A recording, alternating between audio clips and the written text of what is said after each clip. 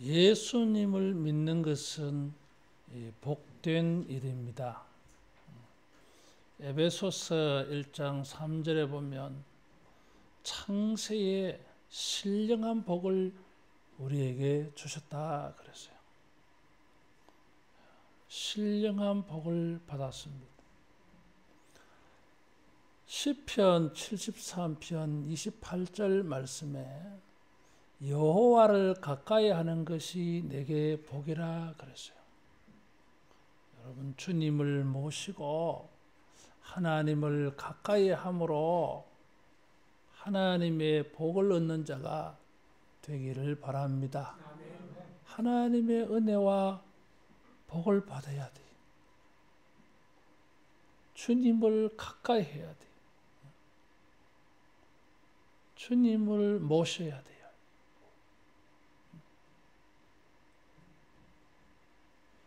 우리가 주님을 모시는 날들이 많아지고 주님을 모시는 시간이 길어져서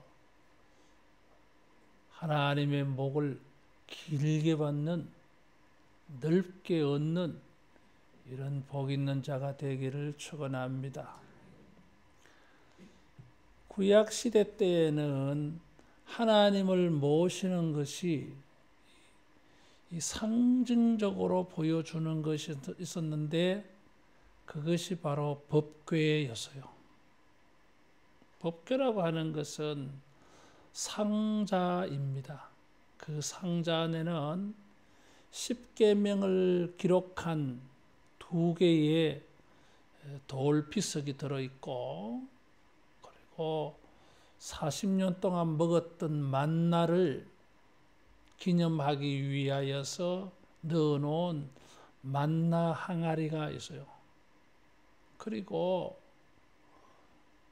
고라의 무리들이 하나님이 모세와 아론하고만 말하느냐, 우리도 제사장 좀 해보자 이래가지고 반역을 일으켰을 때에 하나님께서 선택한 자가 누구인가, 각기 자기가 가지고 있는 지팡이를 가지고 오라 그래서요. 이미 지팡이는 죽은 나무잖아요. 그런데 아론의 지팡이에는 새순이 돋고 꽃이 피었어요. 부활이 생겨난 거예요. 그래서 이 3가지를 그 상자 안에 담아 보관하고 있는 것입니다. 이 법궤를 성막 안에는 제일 깊숙한 곳에 모셨어요. 그리고 이 법궤가 있는 곳에는 아무도 못 들어갔어요. 오직 대제사장 한 사람만, 그것도 1년에 딱 한 번, 우리나라로 말하면 7월 10일 날 들어갔어요. 하나님을 만나는 날이었어요. 그날은 대속죄일이라 그래가지고 전 국민이 금식하면서 죄를 회개하고 하나님의 은혜를 구하는 날이에요. 그날에 대제사장이 대표로 법궤 앞에 가서 숨소리도 잘 내지 못하고 하나님의 말씀을 듣다가 나와. 자기는 한마디도 말 못해요. 오직 듣는 자리였어요. 그래서 하나님이 거기서 은혜를 베푸신다고 해서 이 법궤의 뚜껑을 시은소, 은혜를 베푸는 곳, 그런 이름이 붙어 있어요. 따라하겠습니다. 법궤는 언약의 상징이다. 축복의 상징이다. 은혜의 상징이다. 법궤는 하나님의 은혜가 임하는 것을 보여줍니다. 그래서 이 법궤는 하나님의 임재의 상징이었어요. 이스라엘 사람들이 이 법궤에 대한 기억은 두 가지입니다. 나쁜 기억과 좋은 기억이에요. 좋지 않는 기억은 사무엘상 4절에 홈리와 비느하스가 이 두 제사장이 블레셋과 전쟁하러 갈 때에 자꾸 이기지 못하니까 법궤를 이용해서 승리를 얻어보려고 했어요. 그러다가 법궤를 빼앗겼어요. 하나님의 임재의 상징이고 축복의 상징인데 법궤가 빼앗긴 거예요. 모양새로 보면 하나님이 팔레스타인 사람들에게 포로가 된 거예요. 이 홈리와 비느하스의 아버지 엘리는 그 소식을 듣고 충격을 받아서 의자에 앉았다가 앞으로 꼬꾸러져서 떨어져가 죽어버렸어요. 정말 충격적인 사건. 비느하스의 부인은 그 당시에 임신을 하고 있었습니다.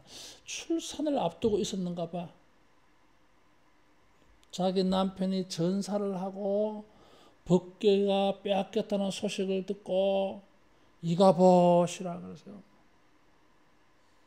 그리고 아이를 낳고는 죽어버렸어요. 그 아이의 이름이 이가봇이에요. 하나님의 영광이 떠났다는 거예요. 아주 좋지 않은 기억이에요. 그 이후에 사무엘상 6장 19절 이하에는 블레셋 사람들이 이 법궤를 자기들이 이 신전에 모셔두었는데 밤에 보니까 자기들의 신이 법궤가 두려워서 도망가다가 문지방에 걸려가지고 넘어져서 그 돌 석상이 머리가 잘라지고 손목이 잘라진 걸 봤어요. 그래서 그 자체를 보면 다곤 우상이 이 석상이 하나님의 법궤가 겁이 나가지고 도망치다가 문지방에 걸려서 넘어진 것처럼 그렇게 보여졌어요. 그래서 이 사람들이 이 법궤를 가지고 있다 큰일 나겠다 싶어서 다른 도시로 옮겼더니 뭐요? 전염병이 돌기 시작했어요.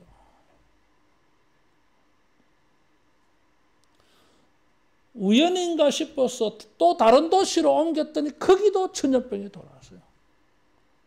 그래서 이 사람들이 법궤를 수레에 실어서 송아지가 딸린 어미소의 수레를 매게 하고 거기에 법궤를 실었습니다. 이게 하나님으로 말미암아 되어진 일이라면 송아지가 딸린 어미소 아닙니까? 그러면은 달릴 수가 없잖아요. 아무리 미물이라 할지라도 새끼에 대한 마음이 있잖아요. 이게. 엄마 소의 마음. 그런데도 이 어미소는 송아지가 있는데도 불구하고 엄매하면서 엄마 찾는데도 불구하고 곧장 법궤를 싣고 이스라엘 경내로 들어옵니다. 제일 먼저 그것을 발견한 사람들이 벳세메스 마을 사람들이었어요. 소문이 듣던 법궤를 드디어 만나게 되어졌어요. 그래서 사람들이 궁금해가지고 뚜껑을 열어보았댔어요. 법궤는 제사장 외에는 손을 댈 수가 없습니다. 하나님을 상징하는 것이기 때문에 거룩하다고 해서 하나님께서 그렇게 규칙을 정해놓았어요.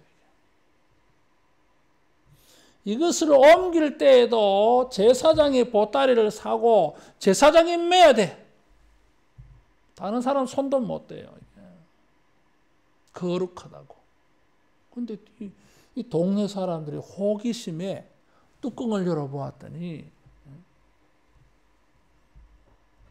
70여 명이 몰살을 당했어요. 그리고 다윗이 이 법궤를 자기 성에 가지고 올 때에도 1차 가지고 올 때에 실패했어요. 블레셋 사람들처럼 수레에 싣고 오다가 소가 비탈길로 내려오는데 소가 날뛰니까 법궤가 떨어질 뻔했잖아요. 그때에 우사와 아효라고 하는 사람이 법궤가 떨어지니까 안 떨어지게 붙잡으려고 법궤에 손을 대버렸어. 즉사했어요. 그것을 보고 다윗이 두려워서요. 그래서 여기 6장 9절에 보면 여호와의 궤가 어찌 내게로 오리요. 여호와를 두려워하여. 다윗은 이 기억이 있어요. 법궤가 사람을 죽이고 있더라고요. 그래서 법궤에 대한 좋지 않는 기억은 법궤 때문에 사람들이 죽어요. 이게 심판당하는 일이 있어요. 이게 슬픈 일이 생겨요. 이게 두려운 일이 생겼어요. 이게 근데 반대로 좋은 기억도 있어요. 여호수아 3장에 보면 오래전에 여호수아가 요단강을 이제 사우디아라비아를 40년 동안 헤매다가 이제 가나안 땅으로 들어옵니다. 이스라엘 땅으로 들어와요. 그때에 요단강을 건너고 들어와야 돼요. 이게. 하필이면 그때가 밀, 보리 추수할 때, 다시 말하면 우기 때였어요. 요단강에 강물이 넘치는 때 이게. 그 우기 때에 하나님께서 3일을 머무르라. 3일을 기다렸더니 물이 더 넘쳤어. 물이 가장 넘칠 때를 하나님이 기다리는 거예요. 그래서 법궤를 맨 제사장들이 그 요단강에 들어가니까 물이 홍해가 갈라지듯이 갈라진 거예요. 그래서 요단강 건넜어요. 기적을 경험한 기억이 있어요. 그것이 여호수아 3장이고 여호수아 6장에 가면 여리고성을 무너뜨릴 때에 법궤를 제일 앞에 세우고 하루에 한 바퀴씩 돌고 안식일날 7바퀴 돌면서 나팔을 불었을 때에 여리고성이 이중성벽인데 이것이 성 안으로 무너졌어요. 그래서 큰 승리를 거둔 거예요. 법궤에 대한 나쁜 기억도 있고 좋은 기억도 있었어요. 법궤를 어떻게 모시느냐에 따라서 화가 되기도 하고 복이 되기도 해요. 베스메스 동네에서 70명이 몰살을 하니까 사람들이 이 법궤를 이스라엘 사람들에게 빨리 가져가라 닥달을 했어요. 법궤가 여기 더 있다가는 자기들이 다 죽을 것 같아. 잘 모시지. 무엇하려고 호기심이 나타나서 법궤 뚜껑을 열어 받느냐 이거요. 자기들의 잘못을 생각하지 않고 법궤가 마치 잘못된 것처럼 생각한 거예요. 그래서 아비나답의 집에 보관을 했어요. 그것이 사무엘상 6장이에요. 그런데 70년 동안 거기에 있었어요. 성경은 아비나답의 집에 있을 때에 무슨 복을 받았느냐 뭐 그런 아무 기록이 없어요. 그런데 다윗이 이 아비나답의 집에서 자기 성으로 1차 가지고 오려고 실패하다가 겁이 나가지고 여기 성경에 보니까 11절에 가드 사람 오베에돔의 집에 석 달 있었어요. 근데 들리는 소문에 하나님이 오베에돔의 집에 또 그 소유에 복을 주셨다 그랬어요. 그 말을 듣고 다윗이 다시 겁이 나가지고 벗게 가져오는 것을 즐겨하지 아니하였는데 오베에돔의 집에 복을 줬다는 말을 듣고 다윗이 이것을 다시 가져오려고 시도한 거예요. 오베에돔은 벗개를 모시려고 해서 모신 게 아니었어요.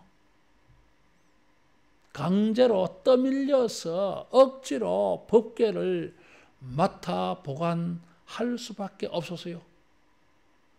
그랬는데 뭐예요? 자기의 집과 소유의 복을 주시다 그랬어요. 따라하겠습니다. 법궤의 복을 받았다. 그 집과 그 소유의 복을 받았다 그랬어요. 여러분, 집과 소유의 복을 받았다고 하는 것은 구약 성경이 우리가 하나님을 잘 순종해서 복을 받는다고 말할 때에, 신명기 28장에 복을 받는다고 말할 때에 그 축복의 내용을 압축 정리 요약 딱 하면 딱 두 가지. 하나는 뭐예요? 집이 복을 받아. 집이라고 하는 것은 자손을 말해요. 소유라고 하는 것은 노동, 생산, 소득, 수고하는 것에 대한 복이에요.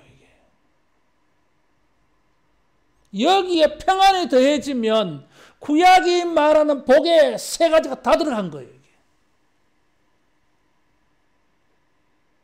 평안했겠지. 뭐 여기 벗개 때문에 죽었겠어요. 그 집과 소유에 하나님이 복을 주셨다 그랬어요. 여호수아 시대를 지나서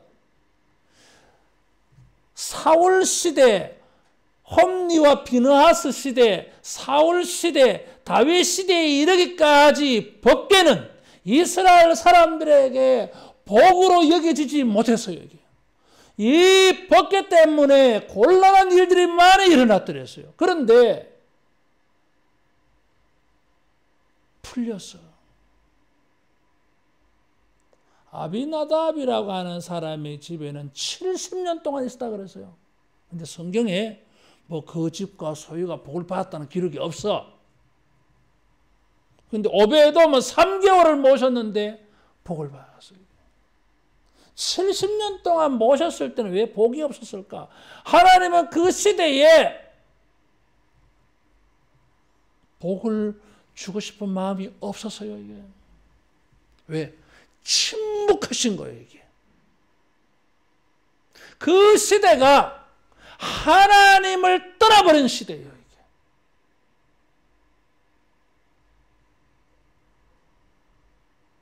그것을 단적으로 보여주는 사람이 홈리와 비느하스 사건이에요. 하나님의 말씀을 어기고 베셈에서 사람들은 호기심에 뚜껑 열어보다가 70명 죽었다니까요. 이게. 그런데 오베에돔의 집에 하나님이 복을 주셨어. 그것은 이제 이 일을 시작으로 해서 하나님께서 다윗 왕국에 복을 주시겠다고 하는 메시지가 거기 담겨 있었어요. 그전에는 경고였는데 이제부터는 메시지였어요. 여러분, 주님을 모시면 우리 집과 소유, 자녀와 가정과 물질이 하나님의 복을 받는 일이 일어날 줄로 믿습니다. 여기 가드 사람 오베에돔이라 그래서요. 가드는 블레셋 5도시 가운데 하나의 이름이에요. 근데 이게 이제 해석상에 어려운 점이 발생해요. 다윗이 벗개를 가지고 오다가 낭패를 당해가지고 아무려면은 블레셋 사람의 손에 맡겼겠느냐라는 거예요. 그래서 여기 가드는 여호수아 19장 13절에 가드 헤벨이 아닐까?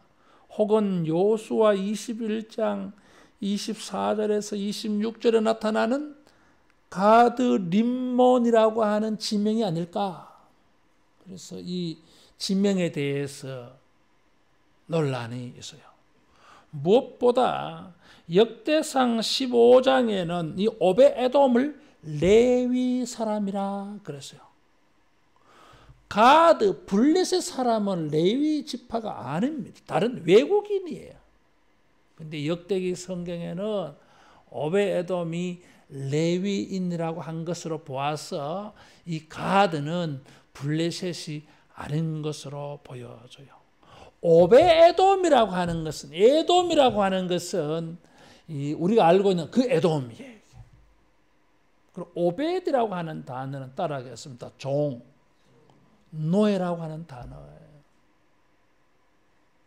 에돔이라고 하는 이 단어는 아담이라고 하는 그것과 발음이 같은 거예요. 아담하고 에돔은 같습니까? 모음이 다르지 않습니까? 오벳이라고 하는 단어가 붙어가지고 모음의 변화를 일으켜요. 히브리어가 그런 언어의 특성이 있어요. 다른 말이 그렇게 갖다 붙으면은 모음이 짧아져요, 이게. 아담은 긴 모음인데 에돔은 짧은 거예요, 이게. 그래서 히브리어는 그런 언어적 특성이 있어요. 모음 변화가 막 일어나요. 다른 어미나 전미사가 붙으면은 이 원래 단어의 모음이 짧아져요, 이게. 그런 언어의 특성이 있어요. 그래서 이 오벳에돔은 뭐 에돔의 종, 그런데 레위인이라 그랬잖아요. 레위인은 에돔의 종이 될 수가 없잖아요. 하나님의 종이잖아요. 성전 봉사하는 사람이에요, 레위인은. 그런데 이 사람 이름이 뭐예요? 오벳에돔, 사람의 종이야. 자기 족보는, 신분은 레위인으로서 하나님을 섬겨야 되는 사람인데 이 사람의 실제 인생은 뭐예요? 사람의 종으로 살고 있어서. 마치 예수님의 12 제자 가운데 마태복음의 제자 마태와 똑같아요, 이게. 원래 이 사람의 이름은 레위예요. 그 당시 이름을 2개 가지고 있었어요. 히브리식, 자기 우리 일제시대 때 우리나라 사람처럼 한국 사람끼리 쓰는 말이 있고 일본 창씨 계명에서 이름이 또 있어, 이게. 그런데 예수님 당시에는 이름이 2개예요. 뭐 창씨 계명의 성격의 이름은 아니고 예수님의 사도 바울처럼 국제적으로 사용하는 이름이 바울이고 민족적으로 쓰는 이름은 사울이에요. 이게. 마태복음의 저자도 마찬가지예요. 이게. 헬라식 이름은 마태인데 유대식 이름은 레위예요. 이게. 레위는 왜 부모가 레위라고 지었겠어요? 너는 레위인이다. 성전 봉사해야 될 사람이다. 하나님을 섬겨야 될 사람이다. 하나님의 종으로 살아야 된다 했는데, 그렇게 태어났는데, 교육을 받았는데, 성장하면서 인생이 삐끗해졌어요. 그래서 로마의 앞잡이가 되어가지고 세금을 거두면서 동족의 피를 빨아먹는, 우리나라 시대로 말하면 일제 앞잡이 같은 인간이야. 원래는 하나님을 섬겨야 되는 레위인이라고 하는 이름을 가지고 있는데 자기 현실은 로마의 앞잡이에요. 이런 사람은 예수님 제자가 된 거예요. 오벳에돔 마찬가지입니다. 사람의 종이라. 원래는 레위인으로서 하나님을 섬겨야 되는 사람인데 사람의 종으로 살다가 어느 날 하나님을 섬기게 되어졌어요. 법궤를 모셔서 사람의 종으로 살다가, 세상의 종으로 살다가 우연히 예기치 않게 강제적으로 덤떠 밀려가지고 법궤를 모시면서 하나님의 종으로서 자기가 인생이 회복되어진 거예요. 그러다가 보니까 뭐예요?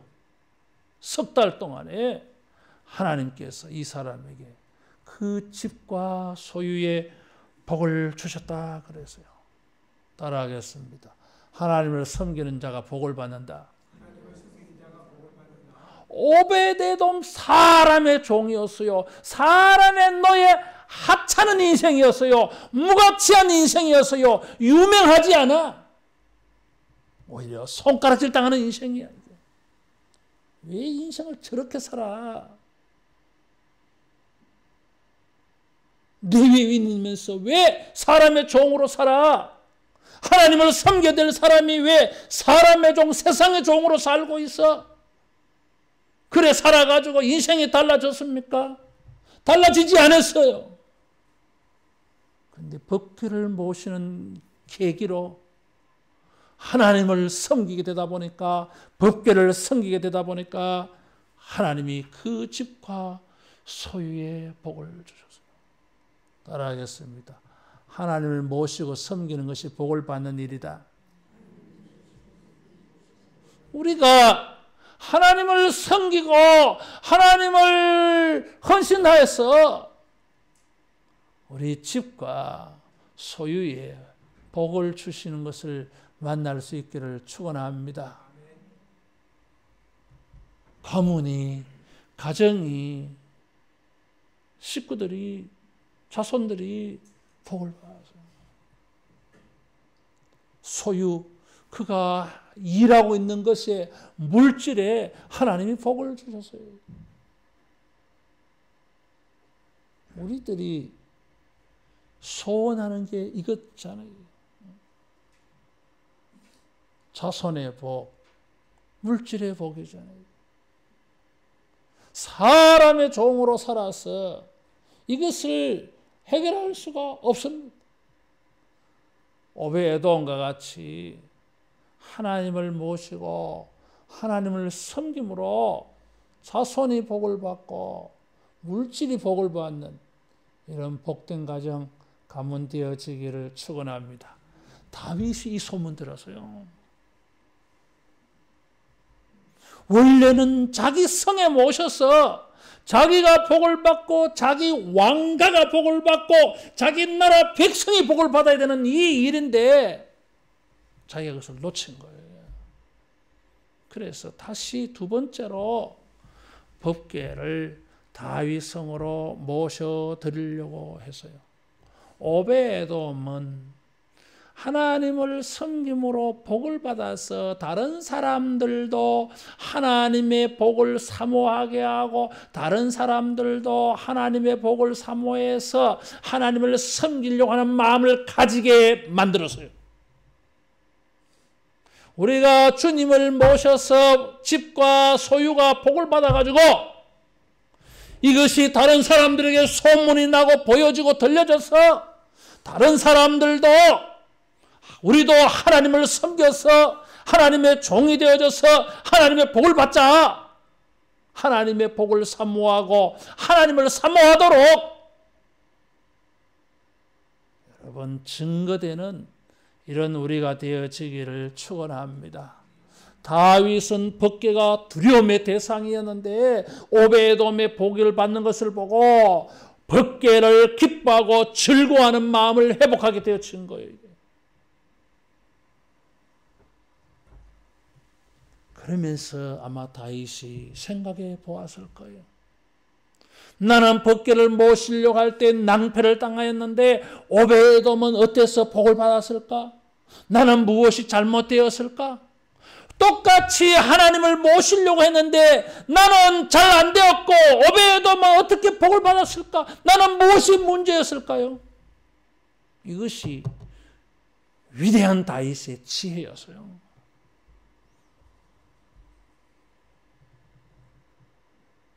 아담의 두 아들 가인과 아벨이 있었어요. 두 사람이 똑같이 하나님께 제사를 드렸는데 아벨의 제사는 하나님이 받아주시고 가인의 제사는 하나님이 안 받아줬어. 그때 가인은 어떻게 했어요? 화를 내었어요. 하나님이 이상하게 한다는 거야. 똑같이 예배를 드렸는데 왜 내 예배는 안 받아주냐 이거야. 하나님이 어떻게 그럴 수 있냐 이거야. 그리고 아벨 저것도 미웠어. 그래 아벨 죽여버리잖아 이게. 똑같이 다윗도 하나님의 법궤를 모시려고 했는데 자기는 큰 낭패를 당하였고 오베이돔은 복을 받았어요. 가인 같으면은 어떻게 하나님 이럴 수 있느냐 성질을 부렸을 터인데 다윗은 그러지 않았어요. 나는 무엇이 잘못된 것일까? 따라하겠습니다. 자기를 돌아보자. 주님을 섬기는데도 나는 왜 복을 받지 못했을까? 뭐가 문제일까? 자기를 돌아본 게 다윗의 모습이에요. 나는 하나님 섬기는데 왜 나는 복을 안 주는가 몰라. 하나님 탓하는 것은 가인이야 이게.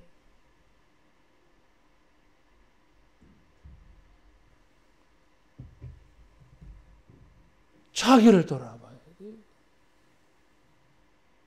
뭐가 문제예요? 다윗은 법궤를 가지고 오는 방법이 틀렸잖아요. 술에 싣고면 되는 게 아니고 제사적인 메고 와야 되는 게 하나님의 규칙 법이었어요. 이거 어긴 거예요. 이게. 그러다가 술에 소가 날 때니까 술에는 떨어질 수밖에 없는, 법궤는 땅에 떨어질 수밖에 없는 것이고 우사와여는 안 떨어지게, 그 불가피한 일일지 모르지만 법은 법이요 이게. 참 이런 게 어려워. 법궤가 떨어지려고 하면 어떻게 됩니까? 안 떨어지게 붙잡아야지. 근데 손대면 안 되잖아. 이거 어떻게 하면 좋아요? 답 없어요, 여러분. 법궤가 떨어지는 것을 붙잡으려 하는 것은 인간적으로 이해가 갈지 모르지만 법궤에 손을 대서는 안 된다거나 하나님의 법을 어긴 거예요. 애초부터 그런 일이 일어나지 말아야 하는 거예요. 이게. 그래서 풀기 어려워 이 문제. 그런데도 뭐예요? 법궤가 땅에 떨어지고 하는 것보다는 더 우선적인 게 뭐였습니까? 따라하겠습니다. 거룩함을 지키자. 그게 더 큰 법이었어요. 이게.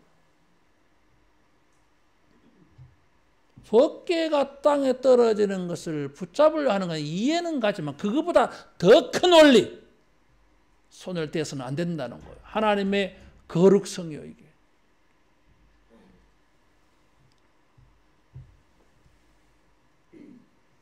복된 것을, 복이 되는 것을 복이 되게 하려면은 그 대원칙을 지켜야 됩니다. 따라하겠습니다. 거룩하게 하자. 거룩을 지켜야 됩니다. 우사와 아히야는 거룩을 어긴 거예요. 다윗도 거룩을 어긴 거예요. 이게. 거룩한 하나님임을 잊어버려. 거룩이라고 하는 것은 우리와 구별된다고 하는 의미입니다. 거룩이라는 단어가. 따라하겠습니다. 구별됨. 다르다고 하는 거예요, 여러분.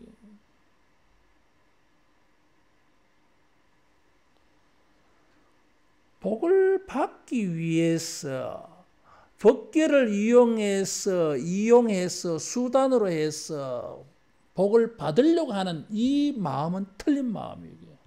법궤를 모심으로 복을 받는 것은 맞지만 법궤를 이용해서 복을 받으려고 하면 그건 틀린 거예요. 이게. 그래서 이용하는 것과 모시는 것은 다른 거예요. 이게. 홈리와 비누아스는 왜 법궤를 빼앗깁니까? 법궤가 왜 아무런 도움을 주지 않습니까? 이용하려고 했기 때문이었어요. 법궤의 거룩함에 대한 생각은 홈리와 비누아스에게는 없어.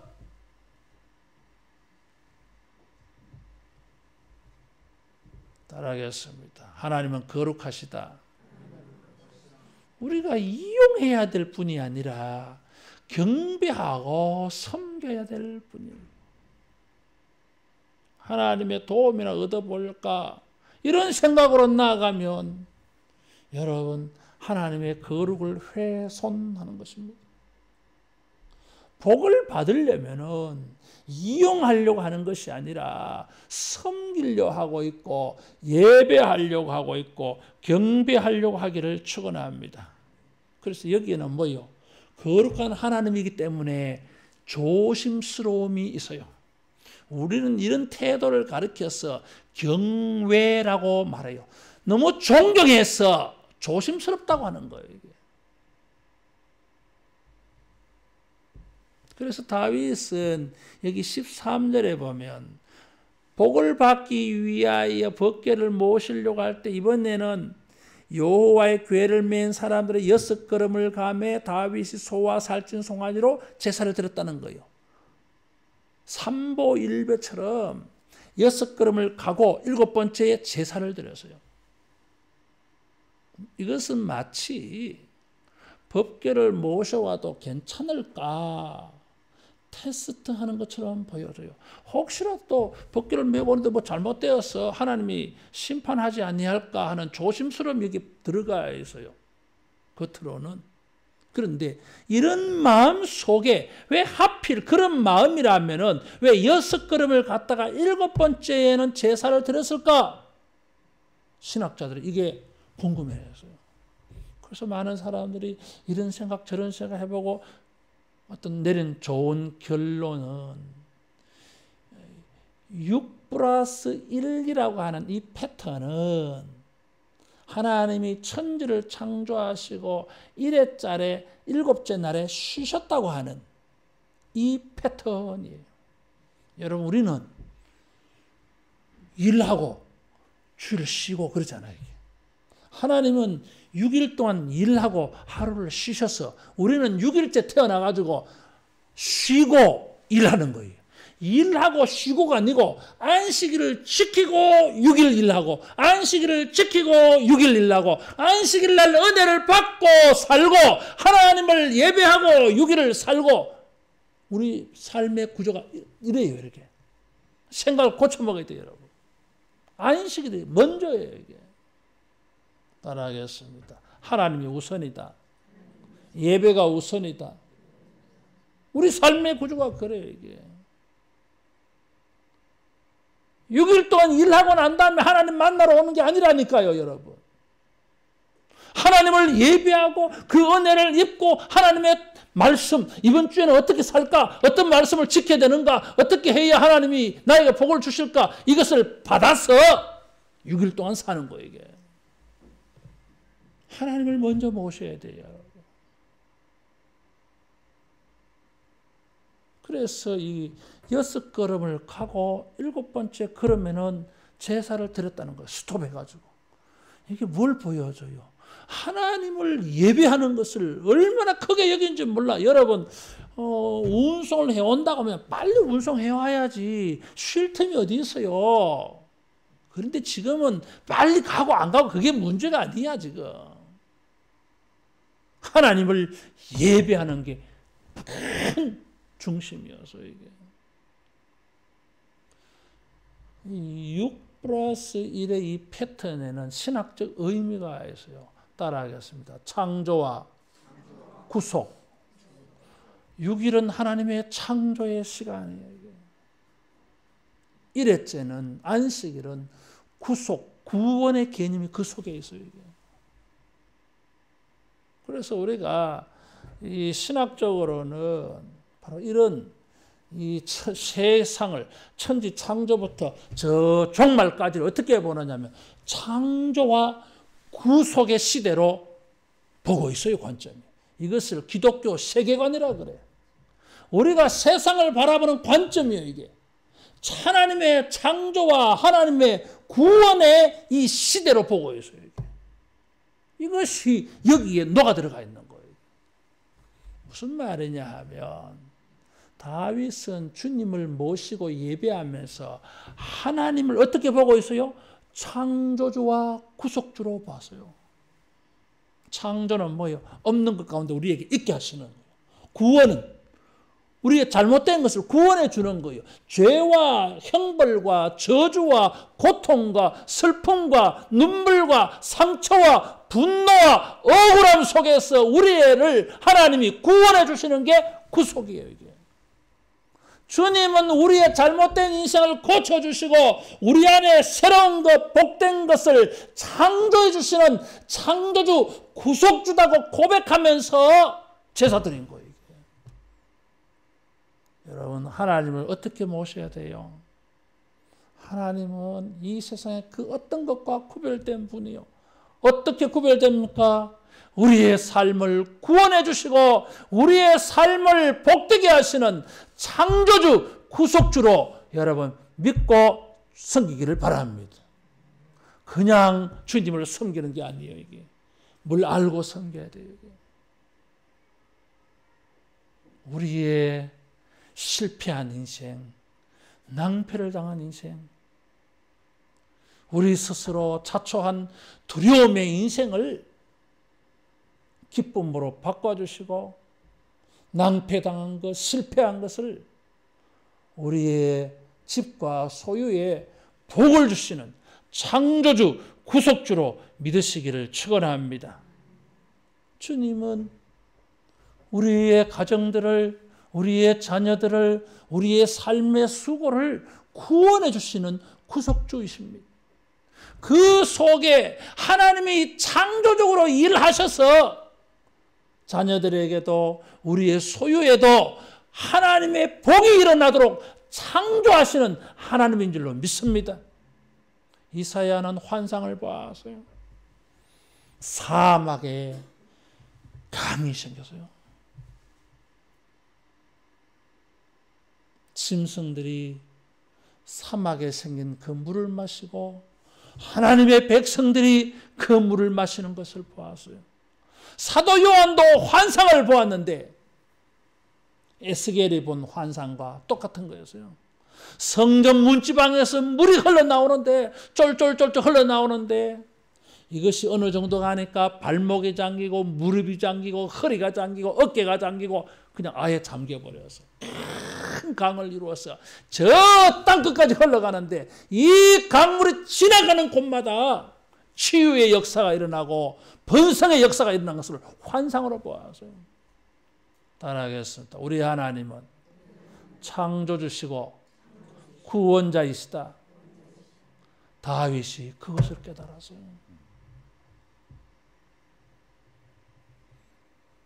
그래서 다윗은 찬송하며 악기가 연주되고 춤을 췄어요. 더 이상 벗겨는 두려움의 대상이 아니야. 하나님이 내 인생에, 우리 가정에, 우리나라에, 나의 통치에 들어오셔서 이제 내가 다스리는 나라가 아니고 하나님이 다스리는 나라, 하나님의 나라가 되어져서 우리 나라가 복을 받을 거라고 생각하니까 다윗은 춤을 추면서 하나님을 영접하고 예배한 거예요. 따라하겠습니다. 하나님은 왕이시다. 그래서 다윗은 왕복을 벗고 제사장이 예배할 때 입는 옷을 입고 주님을 따라갔어요.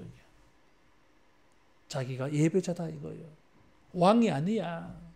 우리나라의 왕은 하나님이라고 하는 거예요. 그래서 자기가 왕복을 벗은 거예요. 자기는 예배자, 하나님을 섬기는 사람, 오베에도처럼 하나님의 종이 되어져서 자기는 하나님의 종이라고, 우리나라의 왕은 하나님이라고, 하나님이 다스리시면 우리나라가 복을 받을 거라고 이런 믿음을 고백하면서 노래하며 춤추며 따라갔던 거예요. 하나님은 창조주이시고 구원자이시고 우리 삶의 통치자 왕이십니다. 주님이 다스리실 때에 우리 가정과 소유가 복을 받을 수 있습니다. 왕 되신 주님께서 우리를 구원하여 주시고 우리의 삶에 복된 것들을 창조하여 주실 줄로 믿습니다. 그래서 나온 것이 시편 24편이에요. 이게. 문들아 머리를 들지어다 영광의 왕이 들어가시리로다 영광의 왕인 뉘시며 우리 하나님이시다. 이때 부른 노래 시편 24편.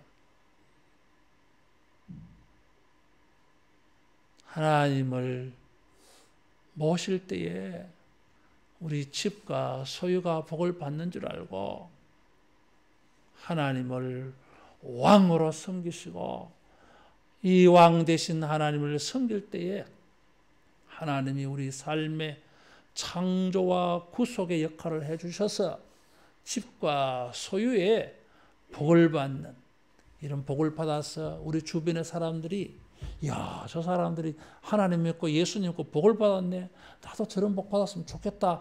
우리를 붙잡고 어떻게 하면 그런 복을 받을 수 있는가 좀 가르쳐 주세요 해서 하나님의 은혜를 가지고 여러분 전도하는 우리 모두 되기를 축원합니다. 요한계시록 3장 20절 말씀에 볼지어다 내가 문 밖에 서서 두드리노니 그랬어요.